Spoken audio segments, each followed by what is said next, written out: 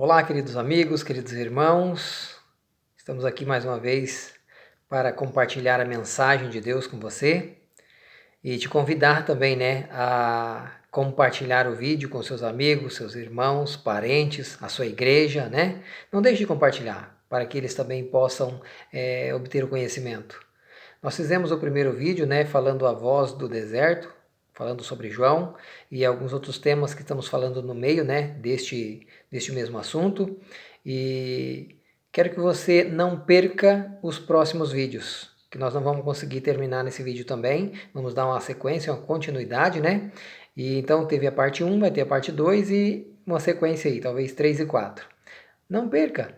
Compartilhe aí o primeiro vídeo, compartilhe o segundo vídeo, o terceiro, o quarto vídeo, compartilhe para as pessoas ficarem inteiradas do assunto, para que não perca parte das explicações aí, tá certo? Que Deus abençoe você, que você possa estar sendo usado pelo Espírito Santo aí também para evangelizar, para pregar, para falar de Deus aí, a mensagem, Deus tem uma mensagem especial para nós a cada dia e nós devemos aproveitar a chance que Deus nos está dando, tá certo? Seja um participador, um participante da mensagem de Deus aí e seja usado pelo Espírito Santo. Nós vamos dar sequência aí no estudo, A voz do deserto. Vamos ver aqui onde nós paramos. Eu quero já começar aqui com uma pergunta para nós. João Batista testemunhava de Jesus? O que você acha? Você estuda a Bíblia? Você estudou a Bíblia? Você conhece a história de João Batista? Ele testemunhava de Jesus? Vamos lá? Olha o que João disse aqui, em João 1,29. No dia seguinte, viu João a Jesus que vinha para ele e disse: Eis o Cordeiro de Deus que tira o pecado do mundo. João testemunhava de Jesus, João falava de Jesus.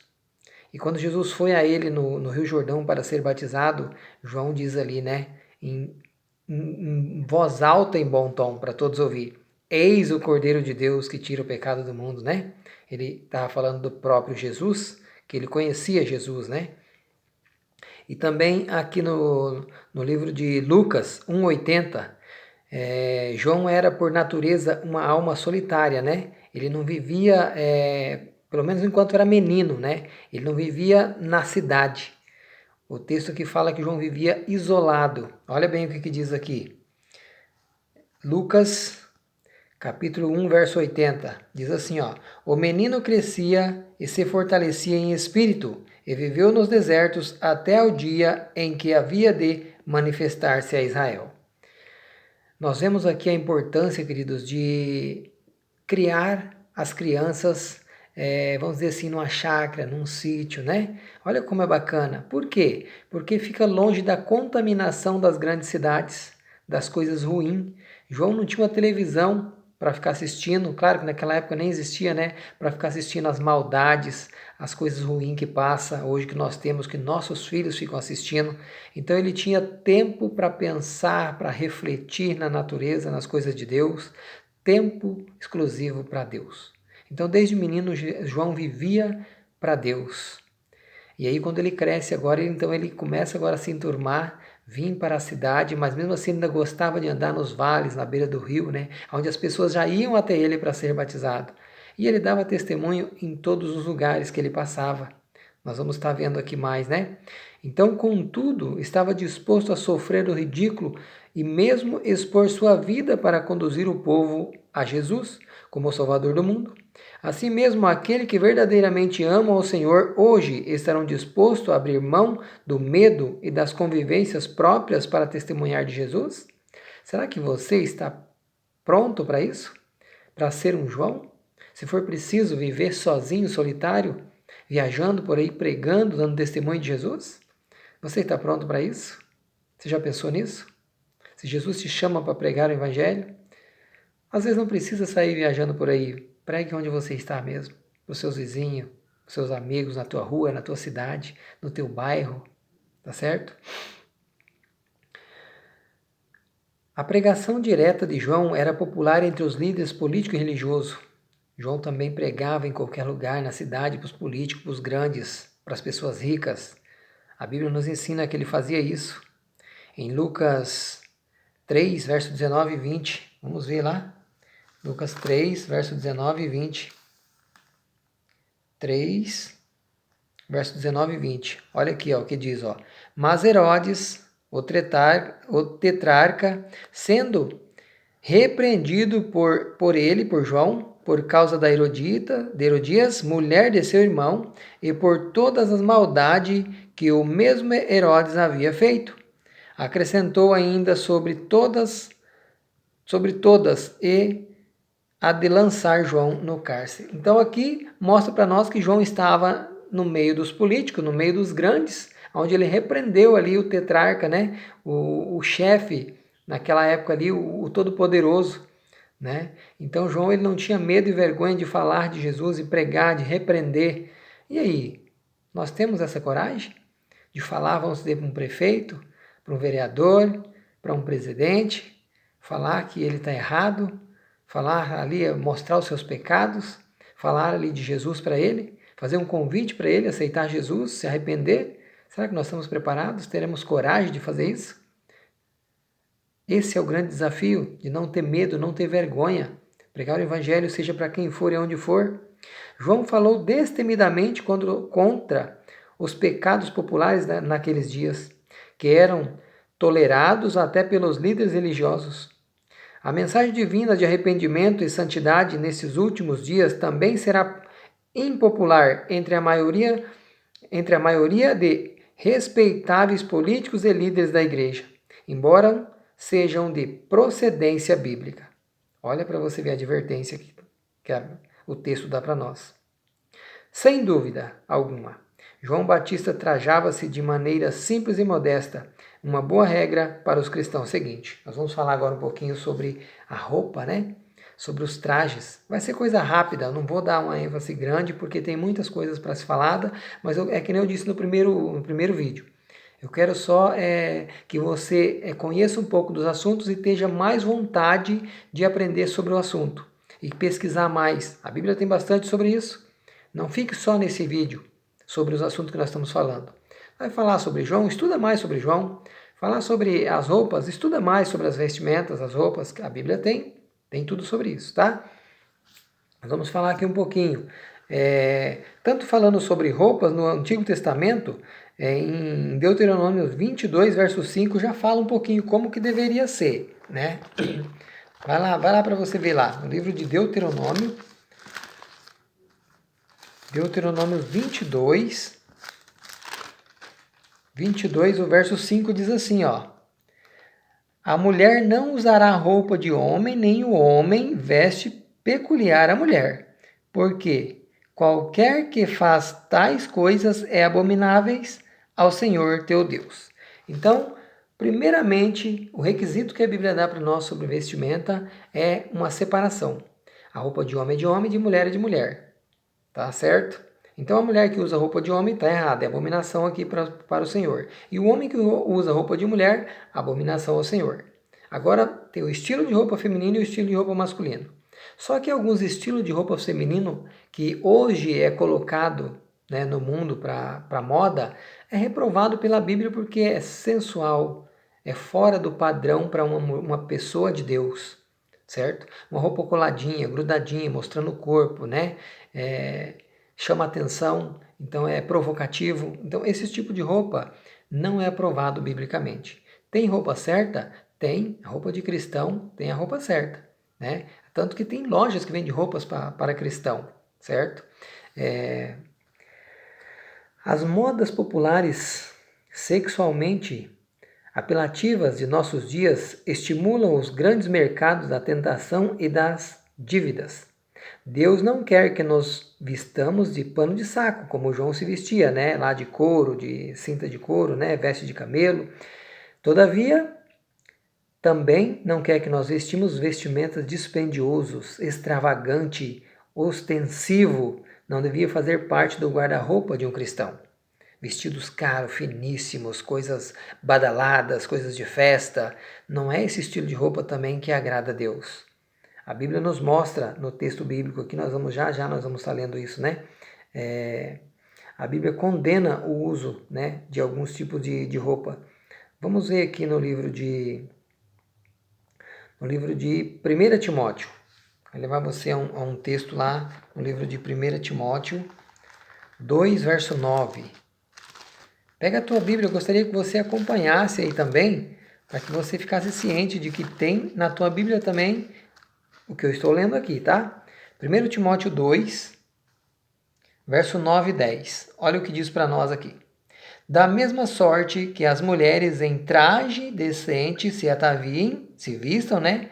Com modéstia e bom senso, não com cabeleiras frisadas e com ouro ou pérolas ou vestuário dispendiosos, vestuários, roupas caríssimas, certo? Então a Bíblia já deixa para nós aqui um caminho, né? Vestir-se com modéstia, com decência, com roupas que não chamam atenção, com roupas que não mostrem o seu corpo, roupas que não provoquem, né? Para não ser um tropeço para o seu irmão.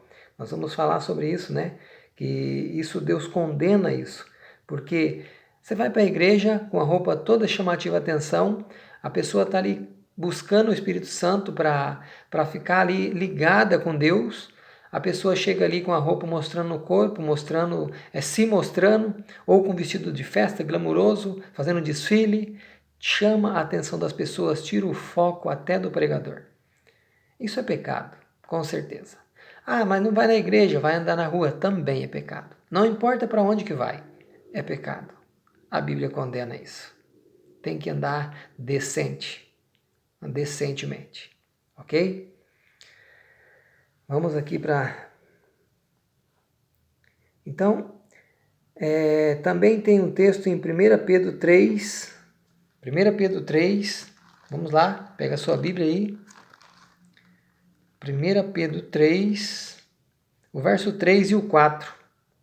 Vamos ler lá o verso 3 e o 4, que fala assim, ó.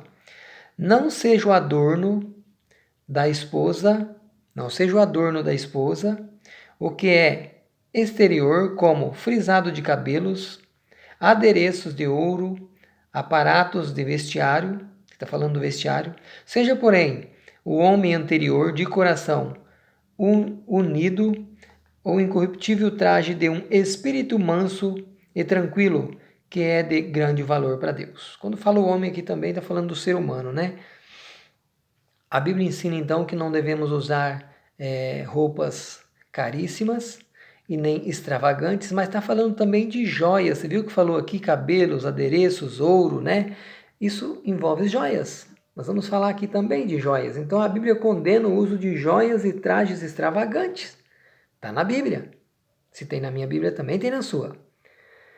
Embora o uso de joalherias, né, seja amplamente aceito no mundo, ela tem uma imagem negativa nas Escrituras. Está escrito aqui para nós vamos ver mais algum texto que reprova isso.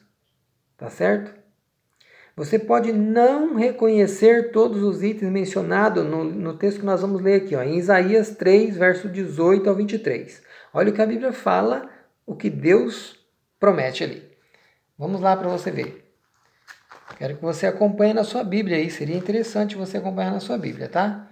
Isaías 3. Vai lá no livro de Isaías 3, do verso 18 ao verso 23. Que a Bíblia condena aqui uso de joia, trajes extravagantes. Vamos falar num geral agora aqui sobre isso. Olha o que o texto diz aqui, do verso 18 ao 23.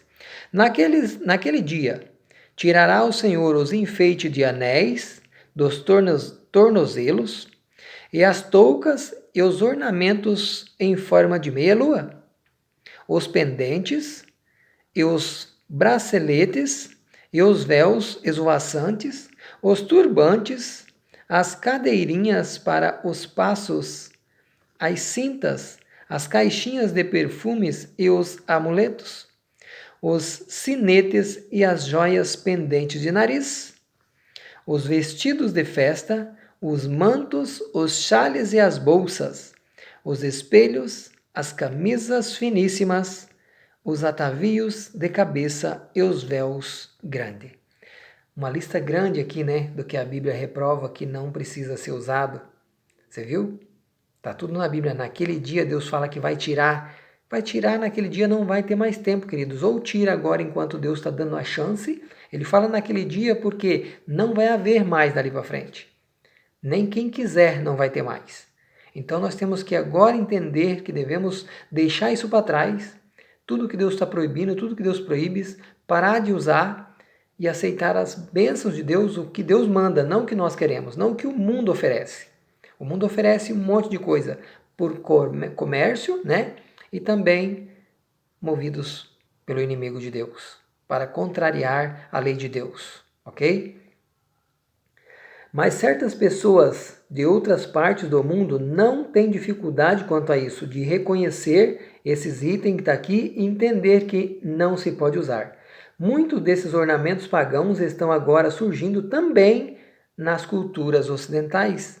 Já estão, né, no nosso mundo, já estão nos nossos dias. Você viu aqui que falou ali os pendentes ali de nariz, tornozeleira, todas essas coisas aí que é usado hoje em dia?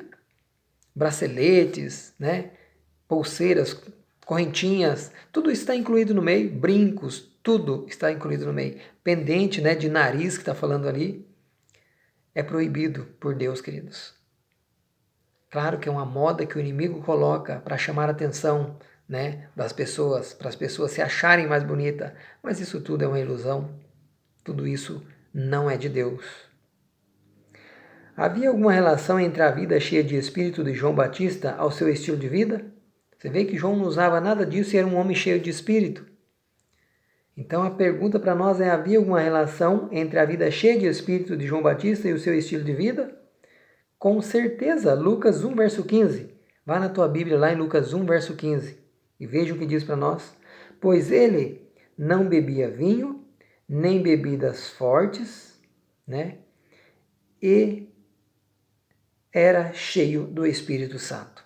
Primeiro lugar, para João ser cheio do Espírito Santo, a Bíblia já ensina que ele não bebia bebidas fortes, bebidas alcoólicas.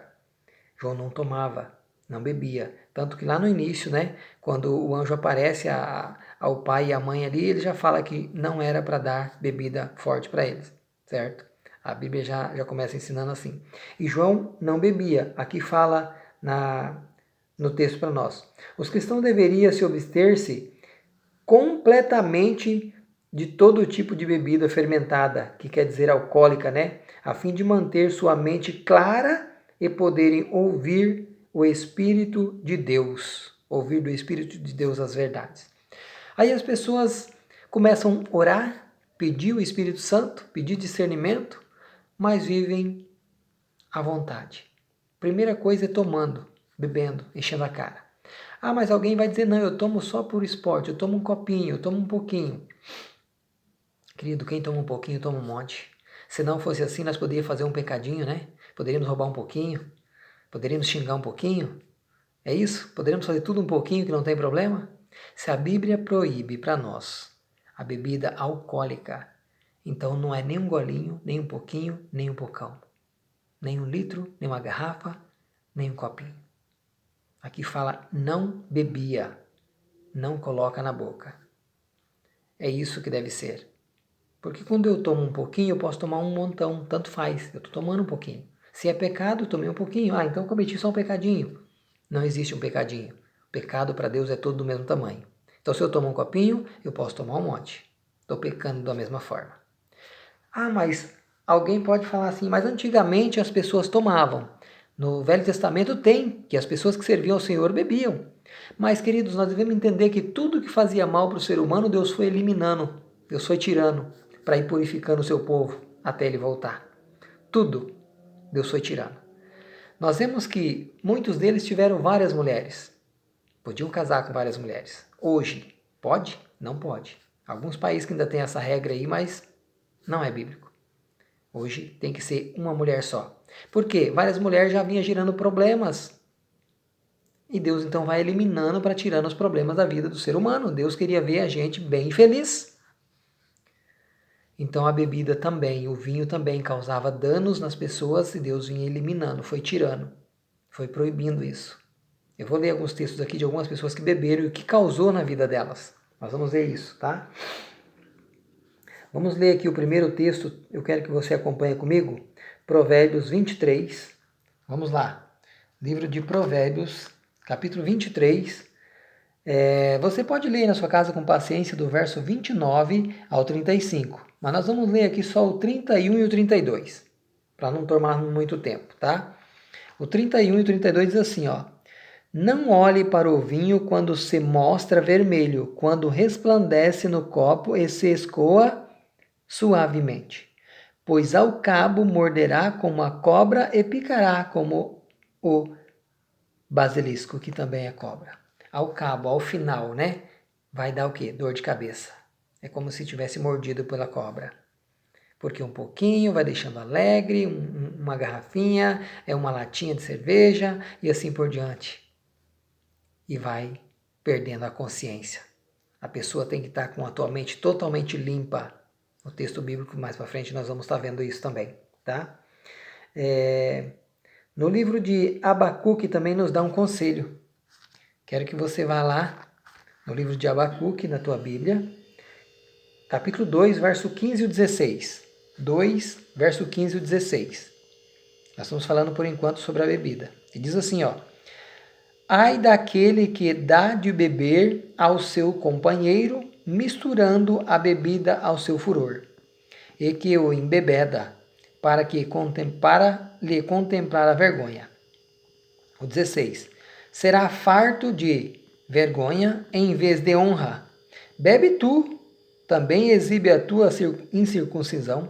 Chegará a tua vez de tomares o cálice da mão direita do Senhor, e a desonra cairá sobre a tua glória. Você vê o que o texto está dizendo? Bem claro, né? Ai daquele que dá de beber ao seu irmão. Então, se eu não posso beber, eu também não posso nem vender. É proibido. Se é pecado para mim, é pecado eu dar para as pessoas. Um exemplo: é proibido eu comer certo alimento, mas eu não como, mas eu vendo. Então eu não posso vender também aquele alimento. A bebida é a mesma coisa. Se é pecado beber, por que eu vou vender? As pessoas não entendem isso. Certo? Mais um texto em 1 Pedro 5, verso 8. 1 Pedro, vai lá na sua Bíblia, em 1 Pedro 5, verso 8, diz assim, ó: Sede sóbrio e vigilante, o diabo, vosso adversário, anda em derredor como leão que ruge, procurando alguém para devorar. O início do texto deixa claro para nós, ó: sede sóbrio. A tua mente, teus pensamentos devem estar ok. Para você estar vigilante, para você estar consciente, sabedor do que está acontecendo. A pessoa que bebe, ela não tem uma consciência pura mais. Uma consciência lenta, pesada, sem discernimento. Não consegue saber o certo do verdadeiro, do errado. E não vai estar vigilante. Vai cair nas garras desse inimigo, desse diabo que está aqui, ó, como um leão para devorar. A Bíblia deixa claro para nós, queridos. Sede sóbrio. Mais um texto nós vamos ler sobre o vinho aqui, sobre a bebida. Isaías. Vá lá no livro de Isaías. Mais uma vez no livro de Isaías. Nós somos agorinha, né? No livro de Isaías, capítulo 28. Isaías, capítulo 28, o verso 7 e 8. Acompanha na tua Bíblia lá, verso 7 e 8. Isaías 28, o verso 7 e 8 diz assim, ó: Mas também estes cambaleiam por causa do vinho, e não podem ter-se em pé por causa da bebida forte. O sacerdote e o profeta cambaleiam por causa da bebida forte. São vencidos pelo vinho. Não pode ter-se em pé por causa da bebida forte. Erram na visão, tropeçam no juízo. Então a pessoa que está bebendo não está com a mente totalmente voltada para o seu discernimento correto, vai fazer um julgamento, não é o julgamento correto. Eles vão errar no seu julgamento. Então aqui está falando do sacerdote quando bebiam vinho lá no passado e faziam julgamentos errados. Hoje, se as pessoas que bebem, nós temos que fazer julgamento toda hora das pessoas. Toda hora. E se nós já fazemos julgamentos errados das pessoas, você imagina ainda bêbados, com a mente totalmente fraca, tomada pela bebida. O verso 8, porque todas as mesas estão cheias de vômitos e não há lugar sem imundiça, por causa de não ter um discernimento. Aqui fala do pecado, né? As mesas estão cheias do pecado quando cita vômitos, por não ter um bom discernimento, por não estar voltado para a palavra de Deus, para as coisas corretas de Deus, para os ensinamentos, a verdade de Deus. Queridos, é proibido, biblicamente, tomar bebida alcoólica.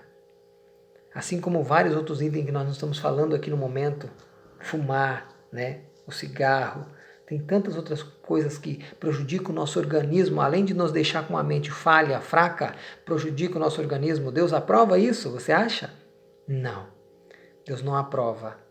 Infelizmente Deus não aprova, porque não é da vontade de Deus que nós tenhamos uma mente fraca e estragamos o nosso organismo também, ok? A Bíblia diz para nós ainda em 1 Coríntios 6, verso 9, acaso não sabeis que o vosso corpo é o santuário do Espírito Santo que está em vós, o qual tendes da parte de Deus? Então, se eu beber, se eu fumar, se eu usar roupas extravagantes, que nem nós falamos aqui agora, né, no texto bíblico também, eu estou com o meu santuário, além de estar sendo danificado por fora, que eu estou manchando a minha imagem, né, ao usar trajes errados, eu estou também estragando por dentro.